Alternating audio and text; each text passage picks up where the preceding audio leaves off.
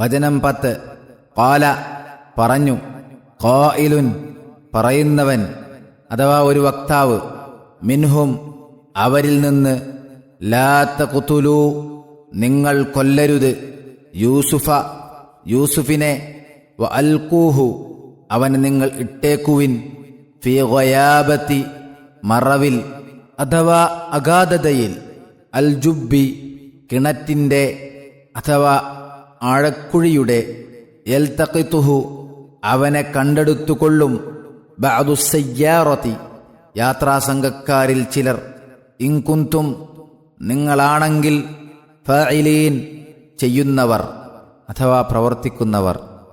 ഖാല ഖായിലും മിൻഹും ലാ തഖ്തുലൂ യൂസുഫ വഅൽഖൂഹു ഫീ ഗയാബത്തിൽ ജുബ്ബി യൽതഖിതുഹു ബഅദുസ്സയ്യാറതി ഇൻ കുന്തും ഫാഇലീൻ.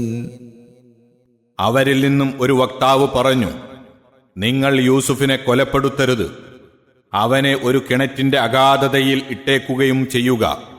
ഏതെങ്കിലും ചില യാത്രാസംഘം അവനെ കണ്ടെടുത്തു കൊണ്ടുപോയിക്കൊള്ളും. നിങ്ങൾ ചെയ്യുന്നവരാണെങ്കിൽ അഥവാ ചെയ്തേ തീരൂവെങ്കിൽ അത്ര ചെയ്താൽ മതി. സഹോദരന്മാർ എല്ലാവരും അസൂയാലുക്കളാണെങ്കിലും അവരിൽ ചിലർക്ക് അല്പം ദയ തോന്നി. യൂസുഫ് അലൈഹിസ്സലാമിനോട് കൃപ തോന്നിയ ഈ വക്താവിന്റെ പേർ അള്ളാഹു പറഞ്ഞിട്ടില്ല.